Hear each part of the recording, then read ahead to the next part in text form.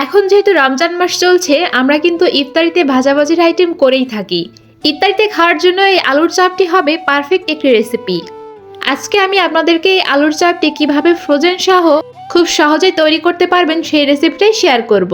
প্রথমেই আমি একটা পাত্রে প্রয়োজন মতো আলু আর একটা চিকেন ব্রেস্ট পিস সিদ্ধ করে নিয়েছি। তারপর এরকম একটা গ্রেটারের সাহায্যে আলুগুলোকে খুব সুন্দরভাবে একদম গ্রেট করে নিব, যেন কোনো রকম কোনো দানাভাব না থাকে।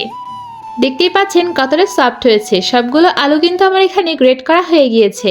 এবার এখানে সিদ্ধ করে রাখা চিকেনগুলো আমি খুব ভালোভাবে হাতের সাহায্যে ছাড়িয়ে নিয়েছি, সেইগুলো অ্যাড করেছি। তারপর দেব গ্রেট করে রাখা গাজর, এবার দিয়ে দিব কুচি করে রাখা কাঁচামরিচ এবং পেঁয়াজ কুচি। তারপর দিয়েছি 2 চামচ ব্রেড ক্রাম্সটা দিলে এখানে কিন্তু বাইন্ডিংয়ে খুব সহজ হবে। তারপর দিয়েছি পরিমাণ মতো লবণ, হাফ চামচ মতো শুকনো মরিচের গুঁড়া, হাফ চামচ মতো ধনিয়া গুঁড়া, হাফ চামচ মতো গরম মশলা গুঁড়া, হাফ চামচ মতো গোলমরিচের গুঁড়া আর হাফ চামচ মতো হলুদের গুঁড়া। তারপর সমস্ত উপকরণ খুব সুন্দরভাবে এখানে মাখিয়ে নিতে হবে। মাখানো হয়ে গিয়েছে, এবার এগুলোকে শেপ দিয়ে নেওয়ার পালা। আমি আজকে 3 রকমের শেপ করে আলুর চপটা তৈরি করেছি। প্রথমে আমি এখানে একটু অল্প আলু ভর্তাটা নিয়ে নিয়েছি, তারপর এরকম রাউন্ড করে একটা চেপে চেপে শেপ দিয়ে নিয়েছি।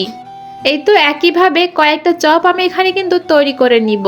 হাতে যদি সরিষার তেল মাখিয়ে রাখেন তাহলে কিন্তু এই রাউন্ড বা যে কোনো শেপই আপনার দিতে খুব সুবিধা হবে। তারপর আমি আবারও একটু আলু ভর্তা নিয়ে নিয়েছি, রাউন্ড করে মাঝখান থেকে এরকম একটা হাতের সাহায্যে কেটে নিলে কিন্তু ডোনাট শেপের আলু চিকেন চাপ তৈরি হয়ে যাবে।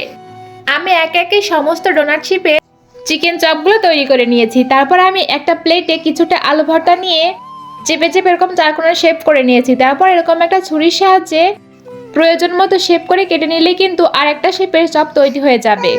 চপগুলো বানানো হয়ে গিয়েছে, এবার কোট করার পালা। আমি এখানে কিছুটা ময়দা নিয়ে নিয়েছি, তার মধ্যে দিয়েছিলাম হাফ চামচ মতো লবণ এবং সামান্য একটু গোলমরিচ। তারপর এরকম এক ঘন বেটার তৈরি করে নিয়েছি আর নিয়েছিলাম ব্রেড ক্রাম্স। এই ব্রেড ক্রাম্সটাও কিন্তু আমি বাসায় তৈরি করেছিলাম। তারপর যে চপটা তৈরি করেছি সেই চপটা প্রথমে এই ঘন বেটারটার মধ্যে কোট করে নিয়ে আমি এখানে ব্রেড ক্রাম্সের মধ্যে খুব ভালোভাবে কোট করে নিব। আপনারা চাইলে কিন্তু এখানে প্রথমে ডিমের মধ্যেও কোট করে নিতে পারেন। যাই হোক, আমি এখানে একটা গোল চপ আর একটা ডোনাট স্টাইলের চপ এখানে কোট করে দেখাচ্ছি। একইভাবে সমস্ত চপগুলো আমি এখানে কোট করে নিব। আপনারা কিন্তু চাইলে এইভাবে করেও ফ্রোজেন করে রাখতে পারেন। প্রথমে সমস্ত চপগুলো কোট করা হয়ে গেলে এরকম একটা প্লেটের মধ্যে চপগুলোকে দিয়ে প্রথমে ডিপ ফ্রিজে রেখে যখন একটু বরফ মতো হবে তখন কিন্তু আপনারা একটা এয়ার ড্রাই বক্সে রেখে 1 মাস থেকে 1.5 মাস মতো সংরক্ষণ করে রাখতে পারেন। তবে যদি আপনারা বেশি দিন সংরক্ষণ করে থাকতে চান তাহলে কিন্তু এখানে কাঁচা পেঁয়াজের বদলে পেঁয়াজ বেরেস্তা অ্যাড করতে পারেন, তাহলে অনেক দিন পর্যন্ত ভালো থাকবে। এই দেখুন, এই চপগুলো কিন্তু আমি ইফতারিতে ভেজে নিয়েছিলাম, কতটা লোভনীয় লাগছে। দেখুন, আমিও কিন্তু অনেক দিনের জন্য এখানে চপগুলো সংরক্ষণ করে রাখবো বলে এরকম একটা ট্রেতে প্রথমে এই আলুর চপগুলো দিয়ে একটু বরফ করে নিয়েছি। তারপর এরকম একটা এয়ারড্রাই বক্সে রেখে সংরক্ষণ করে নিব।